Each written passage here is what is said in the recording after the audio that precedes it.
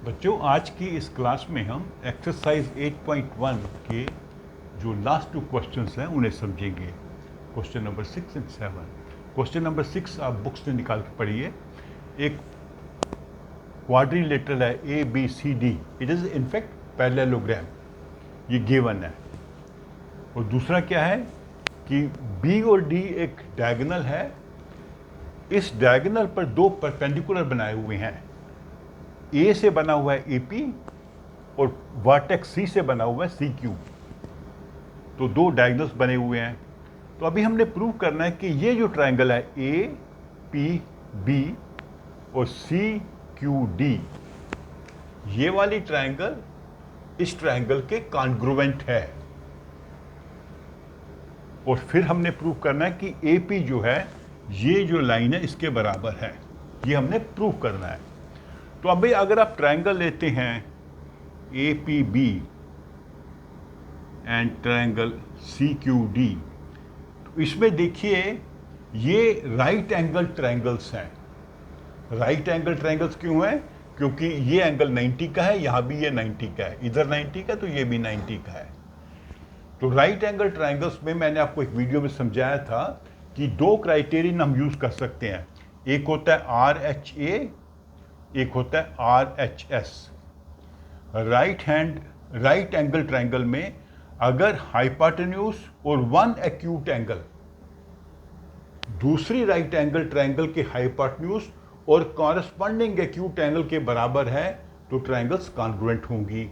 या एक right angle triangle में हाइपोटेन्यूज और वन साइड दूसरी राइट एंगल ट्रायंगल के हाइपोटेन्यूज और कॉरस्पॉन्डिंग साइड के बराबर हो तो उन्हें हम कॉन्ग्रुएंट मानते हैं। तो यहाँ पे देखिए, इसके सामने ये हाइपोटेन्यूज है, इसके सामने ये हाइपोटेन्यूज है, दोनों इक्वल हैं। क्यों इक्वल हैं? Because they are sides of the parallelogram, opposite sides of the parallelogram. तो अभी हमें ये मालूम नहीं है कि ये साइड बराबर है कि नहीं इसके। ये साइड बनती है ना DQ और यहाँ से बनती है BP, वो हमें मालूम नहीं है। ये हमने प्रूव करना है तो हमें एंगल देखना पड़ेगा। तो हमें ये वाला जो मेथड लगाना पड़ेगा RHA। अभी एंगल देखिए, एक चीज़ जो बार बार यूज़ कर चुके हैं, CD जो है पैरेलल है टू AB, ये लाइन इसके पैरेलल है। और एंड BD इज ट्रांसवर्सल है, जो दोनों लाइंस को इंटरसेक्ट कर रही है। देयरफॉर एंगल, इसको कर देते हैं 1, इसको कर देते हैं 2। Angle 1 is equal to angle 2। Why? They are alternate interior angles. ये ऑलमोस्ट हर क्वेश्चन में हमें यूज करना पड़ा है ये कॉन्सेप्ट कि दो साइड पैरेलल्स हैं, एक ट्रांसवर्सल है, तो अल्टरनेट इंटीरियर एंगल्स इक्वल हैं। तो अभी आ जाते हैं हम, ये हमने समझ लिया, ये आपने बीच में लिखना है। तो अब आ जाते हैं ट्राइंगल पे। AB is equal to CD। Why? Opposite sides of a parallelogram. Angle 1 is equal to angle 2, इसमें एंगल 2 लिखेंगे, ऐसे लिखेंगे। इस ट्रायंगल में एंगल 2 है, उसमें एंगल 1 है। ये साइड और ये एंगल, ये साइड और ये एंगल। तो by RHA triangles are congruent. तो ये हमने प्रूव कर दिया, ये वाला। तो अभी एक ट्रायंगल्स कॉन्ग्रुएंट होती हैं, उसकी सभी साइड्स इक्वल होती हैं। तो इसी ट्रायंगल का एक साइड है AP और उस दूसर है CQ। इसमें क्या रीजन लिखेंगे? CPCT, corresponding parts of the congruent triangle. तो वो भी हमने प्रूव कर दिया, क्योंकि ट्रायंगल्स कॉन्ग्रुएंट है, तीनों साइड्स इक्वल होनी चाहिए। तो हमने AP CQ के बराबर प्रूव कर दिया। तो यही हमको प्रूव करना था। अब आ जाते हैं इसके जो लास्ट क्वेश्चन है, क्वेश्चन 7।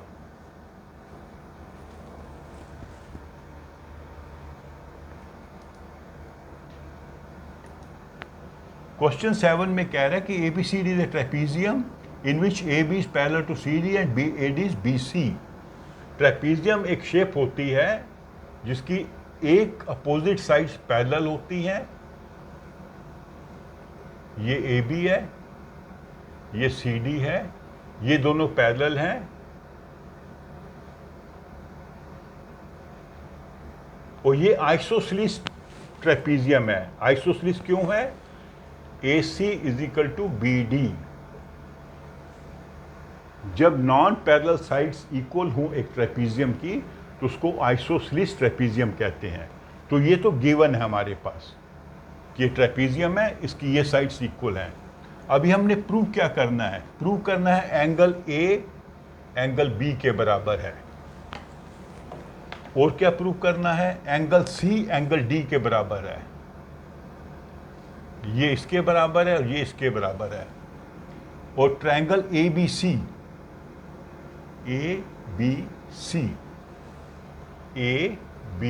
ऐसे ट्रायंगल बनेगी is equal to triangle BAD। ये ट्रायंगल, ये वाली जो ट्रायंगल है इस ट्रायंगल के बराबर है। तो अभी ट्रेपीजियम की कोई प्रॉपर्टी ऐसी नहीं है जो हम इसमें यूज कर पाए। ठीक है, हम पैरेललोग्राम की प्रॉपर्टी यूज कर सकते हैं, लेकिन यहां पैरेललोग्राम तो है नहीं, यहां तो ट्रेपीजियम दिया है। ट्रेपीजियम को बताया गया कि ये साइड इसके बराबर है और हमने प्रूव करना है एंगल A एंगल B के बराबर है, C D के बराबर है और ट्रायंगल्स को कॉन्ग्रुएंट प्रूव करना है। तो ऐसे क्वेश्चंस में आपको एक कंस्ट्रक्शन करनी पड़ेगी और इसको पैरेललोग्राम बनाना पड़ेगा। हम क्या करेंगे कि इसको बढ़ाएंगे पैरेलल लाइन को, फिर हम क्या करेंगे D से एक लाइन बनाएंगे जो इसके पैरेलल हो, इसके पैरेलल ऐसे आएगी, मान लीजिए E। अभी देखिए AE CD के पैरेलल है और AC DE के पैरेलल है बाय कंस्ट्रक्शन। DE हमने कंस्ट्रक्शन किया है, तो therefore AEDC is a parallelogram. ये हमने बाय कंस्ट्रक्शन किया, इसको कहते हैं बाय कंस्ट्रक्शन। ज्योमेट्री में आपको कई बार कंस्ट्रक्शन करनी पड़ती है।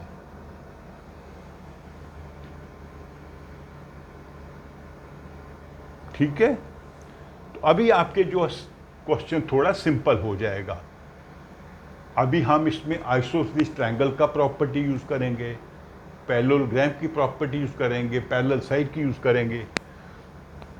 अभी आप देखिए कि जो AC है वो DE के बराबर है, ये साइड इसके बराबर है। क्यों? क्योंकि ये पैरेललोग्राम है, हमने बनाई है और पैरेललोग्राम की अपोजिट साइड्स इक्वल होती हैं और AC जो है वो BD के बराबर है। This is given. तो इसका मतलब क्या हुआ? BD जो है DE के बराबर है, ये साइड इसके बराबर है। ये गिवन था, ये हमने बाय कंस्ट्रक्शन किया, तो ये बराबर होगी। अगर BD इसके बराबर है तो इसको हम एंगल का नाम दे देते हैं, इसको कर देते हैं एंगल 1, इसको कर देते हैं angle 2। Angle 1 is equal to angle 2। Reason जानते हैं? आइसोसेलेस ट्रायंगल के अपोजिट एंगल्स इक्वल होते हैं, angles opposite to equal sides. Okay, अभी हम यहां तक पहुंचे। अभी हम क्या करेंगे, इसको भी नंबर कर देंगे नंबर 3, ये वाला जो एंगल है, और इसको कर देंगे नंबर 4। हमने 3 एंड 4 को इक्वल प्रूव करना है। 3 इज इक्वल टू 4। ये 3 ये वाला एंगल है, एंगल B जिसको लिखा है इन्होंने, और A है एंगल 4। अभी हम इसको यूज करेंगे। कैसे यूज करेंगे? 2 + 3 is 180 degree. Angle 2 + 3 is 180 degree. आप जानते हैं क्यों? लीनियर पेयर है ये, लीनियर पेयर।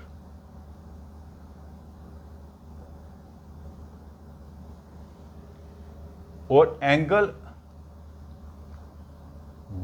जो है एंगल 1 + एंगल 4 भी 180 डिग्री है। Angle 1 + angle 4। रीजन जानते हैं? इसका रीजन है कि ये पैरेललोग्राम के एडजेसेंट एंगल्स हैं। एक पैरेललोग्राम के जो एडजेसेंट एंगल्स होते हैं, इन दोनों का जोड़ 180 होगा, इन दोनों का लेंगे वो भी 180 होगा, इन दोनों का लेंगे वो भी 180 होगा, ये दो लेंगे वो भी 180 होगा। Why? Because they are interior angles on the same side. ये दो पैरेलल लाइंस हैं, ये ट्रांसवर्सल्स को काट रही है, these are interior angles on the same side, दोनों का जोड़ 180 होता है। ये सब चीज़ें आपको याद होनी चाहिए, कहाँ कौन सी चीज़ यूज़ करनी है आपको पता लगेगा। अभी यहाँ से हम क्या करेंगे? Angle 1 + angle 4 is equal to angle 2 + angle 3, क्योंकि ये भी 180 है और ये भी 180 है, तो मतलब ये इसके बराबर है। Things which are equal to same thing are equal. ये इसके बराबर है, ये इसके बराबर है, तो ये भी बराबर होंगे। But we know angle 1 is equal to angle 2, तो हम इसको 1 की जगह एंगल 2 लिख देंगे। Angle 2 + angle 4 is equal to angle 2 + angle 3। हमने 1 की जगह एंगल 2 लिख दिया इसको यूज करके। अब 2 कट जाएगा, तो angle 3 is equal to angle 4। यही हमको प्रूव करना था। उसने एंगल ए एंगल बी लिखा है, आप ऐसे भी प्रूव कर सकते हैं, इसका नंबरिंग देके भी कर सकते हैं, क्योंकि नंबरिंग में हमने एंगल बी को एंगल 3 कर दिया और एंगल ए को एंगल 4 कर दिया। तो हम कहाँ से चले थे? हमने पहले इसको आइसोसेलेस ट्रायंगल प्रूव किया, जिससे ये दोनों एंगल बराबर हुए। फिर ये लीनियर पेयर है और ये दोनों एंगल का जोड़ 180 है, वहाँ से इन दोनों को बराबर कर दिया। फिर एंगल 1, 2 को बराबर करके हम आगे एंगल 3 इक्वल टू एंगल 4।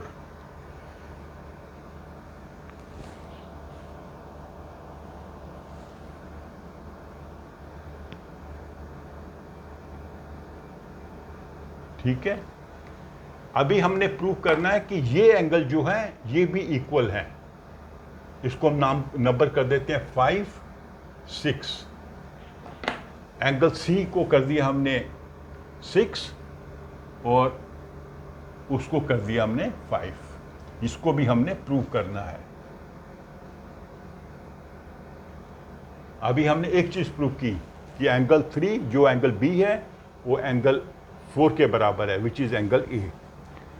आपके बुक में ए एंड बी लिखा है, पर उससे कोई अंतर नहीं पड़ता। अभी हमने 5 और 6 को इक्वल प्रूव करना है। ठीक है। अभी एंगल 4 + एंगल 6 इज 180 डिग्री। मैंने अभी आपको बताया कि एक पैरेललोग्राम के दो एडजेसेंट एंगल होते हैं, उनका जोड़ होता है, कितना होता है? 180 डिग्री। और एंगल 3 + एंगल 5 भी 180 डिग्री है। क्यों? ये दो पैरेलल लाइंस हैं, ये ट्रांसवर्सल हैं, तो इन दोनों ये एंगल्स हैं, they are angles on the same side, interior angles on the same side, इनका जोड़ 180 होगा। That means angle 4 + angle 6 is equal to angle 3 + angle 5। दोनों को जड़ 180 है, इसका भी 180 है, दोनों बराबर होंगे। बट वी ऑलरेडी नो, हमने प्रूव किया है, ये हमने प्रूव कर चुके हैं। तो हम क्या करेंगे? 4 की जगह एंगल 3 लिख देंगे।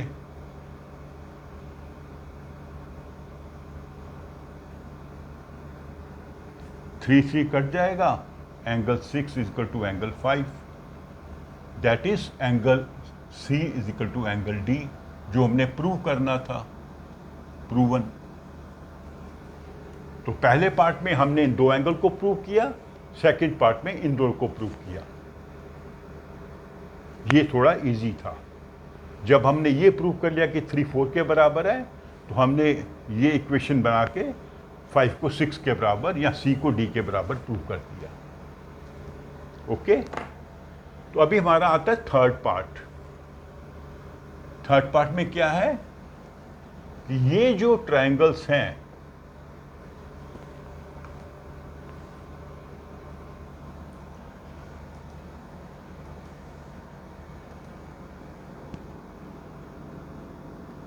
ट्रायंगल ABC, ABC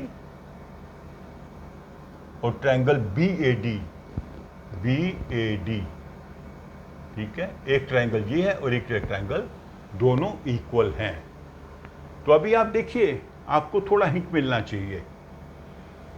इस ट्रायंगल में एक साइड ये है, एक साइड ये है। इस ट्रायंगल में एक साइड ये है, एक साइड ये है। एक एंगल ये है, एक एंगल ये है।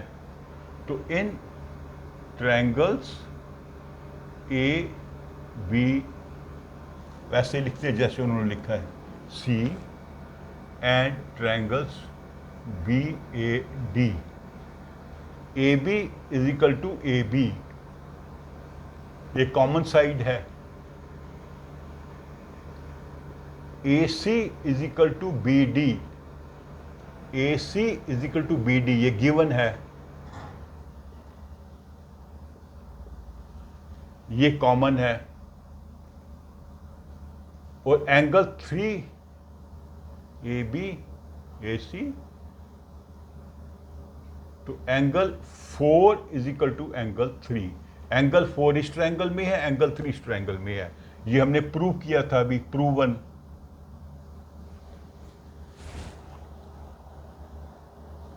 ये हम पहले ही प्रूव कर चुके हैं। ये गिवन है, ये कॉमन साइड है। देयरफॉर ट्रायंगल्स आर कॉन्ग्रुएंट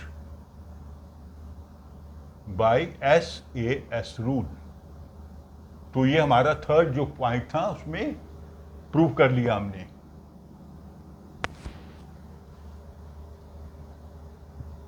अभी ट्रायंगल्स कॉन्ग्रुएंट हैं तो उनकी तीनों साइड्स इक्वल होनी चाहिए।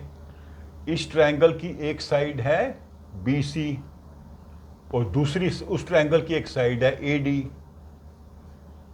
इसमें हम जो हमेशा लिखते हैं CP/CT, corresponding parts of the congruent triangle. ये जो साइड है इस साइड के बराबर है। तो ये बेसिकली डायगोनल्स हैं ट्रेपीजियम के। BC एक डायगोनल है और AD दूसरा डायगोनल है। तो वही हमने प्रूव करना था कि दोनों डायगोनल्स इक्वल हैं इस ट्रेपीजियम के। वो हमने कैसे प्रूव किया? इन दो ट्रायंगल्स को कॉन्ग्रुएंट प्रूव किया।